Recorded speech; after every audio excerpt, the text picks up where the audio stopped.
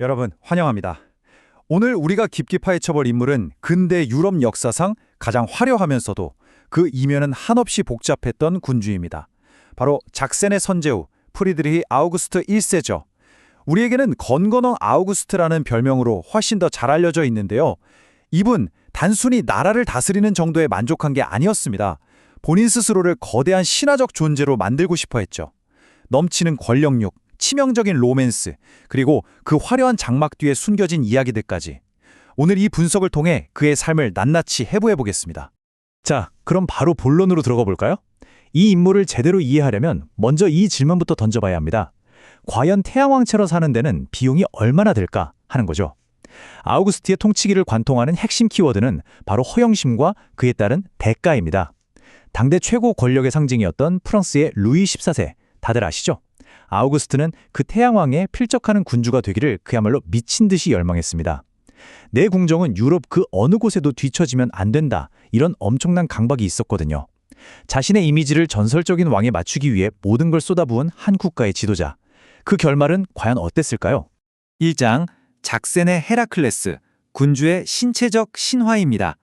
아우구스트가 강건왕이라는 별명을 얻은 건 결코 우연이 아니었습니다. 그는 아주 치밀하게 초인적인 통치자의 이미지를 만들어냈는데요. 사람들이 그를 작센의 헤라클레스라고 부르게 만든 그 신화의 바탕에는 바로 1.76m라는 키가 있었습니다. 요즘 기준으로 보면 막 엄청나게 큰 키는 아니라고 생각하실 수도 있어요. 하지만 17세기 후반에서 18세기 초반이라는 시대적 배경을 생각해보면 분명 사람들 사이에서 우뚝 솟아있는 굉장히 눈에 띄는 체격이었습니다. 이 키가 바로 그를 압도적인 존재로 만들어준 첫 번째 무기였죠. 그런데 여기에 더해지는 또 다른 엄청난 숫자가 있습니다. 바로 121kg입니다. 이 두 수치를 딱 붙여서 생각해보세요. 단순히 키만 훌쩍 큰 게 아니라 엄청난 체구와 근육질의 묵직한 몸집을 자랑했던 겁니다. 이 압도적인 체격 덕분에 작센의 헤라클레스라는 캐릭터가 아주 완벽하게 완성된 거죠. 백성들이나 신하들은 멀리서 그를 바라보는 것만으로도 그 거대한 권력과 물리적인 힘을 동시에 느낄 수밖에 없었을 겁니다. 여기서 정말 재미있는 건요, 이런 타고난 신체가 전설을 만들어냈다는 겁니다. 기록을 보면 그가 맨손으로 말급새를 뚝 부러뜨리는 괴력을 발휘했다고 전해지거든요. 이게 파티에서 분위기 띄우려고 한 장기 자랑이었는지 아니면 교묘하게 부풀려진 일종의 선전용 이야기였는지는 확실치 않습니다.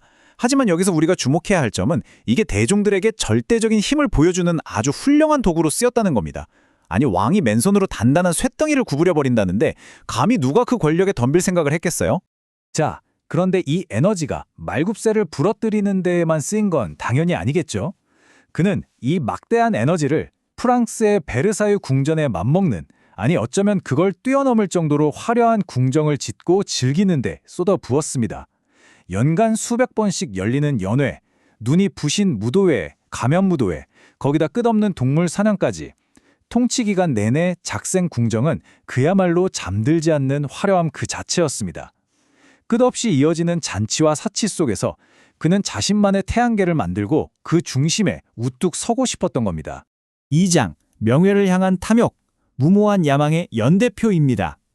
여기서 정말 흥미로운 점은요, 그의 이런 외적인 허영심이 점점 막대한 돈이 들어가는 지정학적 야망으로 커져갔다는 사실입니다. 그냥 힘센 남자로 보이는 걸 넘어서 아예 유럽 역사의 판도를 쥐락펴락하고 싶어 한 거죠. 그의 인생 타임라인을 쭉 따라가 보면 한 사람의 생애가 맞나 싶을 정도로 굵직한 사건들이 쉴 새 없이 터집니다.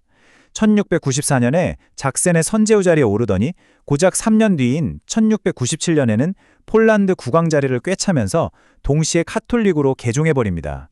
그리고 1700년에는 덴마크, 러시아랑 손잡고 스웨덴을 상대로 거대한 대북방 전쟁을 일으키죠. 그런데 이 정신없는 전쟁통 속에서도 문화적 야망은 절대 놓지 않습니다. 1710년에는 유럽 최초로 그 유명한 마이센 도자기 공장을 세우고요. 1726년에는 드레스덴의 상징인 프라우엔키르, 즉 성모교회에 첫 돌을 올립니다. 피 튀기는 갈등과 화려한 문화적 성취가 한 시대에 이렇게 막 뒤섞여 있었던 겁니다.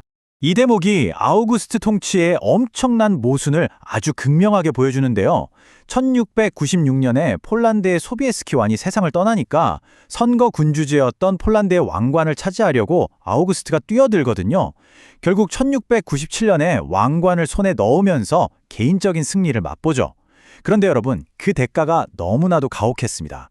폴란드 귀족들한테 엄청난 뇌물을 뿌려대느라 조국 작세는 도저히 감당할 수 없는 빚더미에 앉아버렸고요. 게다가 왕이 되겠다고 개인적으로 가톨릭으로 훌쩍 개종해버렸으니 그를 믿고 따르던 프로테스탄트 백성들이 느꼈을 충격과 배신감은 진짜 상상을 초월했을 겁니다. 3장, 코젤 백작 부인의 운명, 사랑, 욕망, 그리고 영향력의 대가입니다. 자, 이제 숨가쁜 정치 이야기에서 잠시 벗어나서 그의 사생활로 시선을 좀 돌려보겠습니다. 그중에서도 아주 치명적이었던 로맨스를 빼놓을 수 없겠죠. 앞서 그가 아름다운 여성들을 아주 사랑했다고 말씀드렸는데요. 늘 그렇듯 권력자의 로맨스에는 꽤나 무거운 정치적, 인간적 청구서가 날아오기 마련입니다. 그의 가족사만 봐도 그 혼란스러움이 딱 짐작이 가요. 공식적으로 이름이 알려진 정부만 무려 12명이 넘었고 그 사이에서 태어난 사생아들은 정말 셀 수 없을 정도였습니다. 그런데 진짜 아이러니한 건 뭔지 아세요? 정작 본처였던 크리스티안의 에버하르딘의 사이에서 얻은 합법적인 후계자는 단 한 명뿐이었다는 겁니다. 한없이 쾌락적이었던 사생활과 핏줄을 이어야 하는 엄격한 궁정 생활의 대비가 너무나도 뚜렷하게 느껴지시죠? 49년의 감금. 여러분, 이 숫자를 한번 가만히 생각해 보시죠. 화려한 왕의 연인이라는 그 매혹적인 타이틀 뒤에 숨겨진 가장 비극적이고 잔혹한 현실이 고스란히 담겨 있습니다. 그의 가장 유명했던 로맨스의 끝은 결코 아름다운 동화가 아니었거든요. 이 비극의 주인공이 바로 안나 콘스탄티아 코잘 백작 부인입니다. 1704년에 아우구스트가 그녀와 사랑에 빠진 뒤로 무려 10년이 넘는 시간 동안 가장 가까운 연인으로 지냈죠. 그런데 문제가 하나 있었습니다. 그녀가 그저 순종적이고 예쁜 연인으로 남기를 거부했다는 거예요. 왕의 정치에 아주 깊숙이 개입하기 시작한 겁니다. 하지만 권력의 선을 넘은 대가는 너무나도 끔찍했습니다. 1710년 크리스마스, 아우구스트는 자신이 그토록 사랑했던 여인을 슈톨펜 요새로 매몰차게 추방해버립니다. 그리고 그녀는 그곳에서 생을 마감할 때까지 무려 49년이라는 세월을 갇혀 지내야만 했죠. 거대한 권력 앞에서는 사랑조차도 얼마나 무참히 짓밟힐 수 있는지 참 서늘해지는 대목입니다. 4장, 권력의 대가, 분열된 유산의 최종 결산입니다. 어느덧 이 길고 화려했던 통치의 마지막을 돌아볼 시간입니다. 1733년 아우구스트가 눈을 감았을 때 남겨진 건 과연 무엇이었을까요? 역사상 가장 뼈아픈 아이러니가 바로 이 시점에서 등장합니다. 작센과 폴란드를 넘나들며 그 엄청난 부를 쏟아붓고 강건왕이라는 멋진 타이틀까지 달았지만 바로 그 이웃에서는 철저한 규율과 군사력으로 똘똘 뭉친 신흥 강국 프로이센이 아주 무섭게 치고 올라오고 있었거든요. 결국 이 독일 땅에서 벌어진 거대한 패권 싸움의 승자는 두 명이 될 수 없었습니다. 아우구스트가 궁정을 화려하게 꾸미고 파티를 여는데 정신이 팔려있는 동안 프로이센은 차갑고 단단한 강철 같은 군대를 키워내며 미래의 주도권을 쥐어버린 거죠.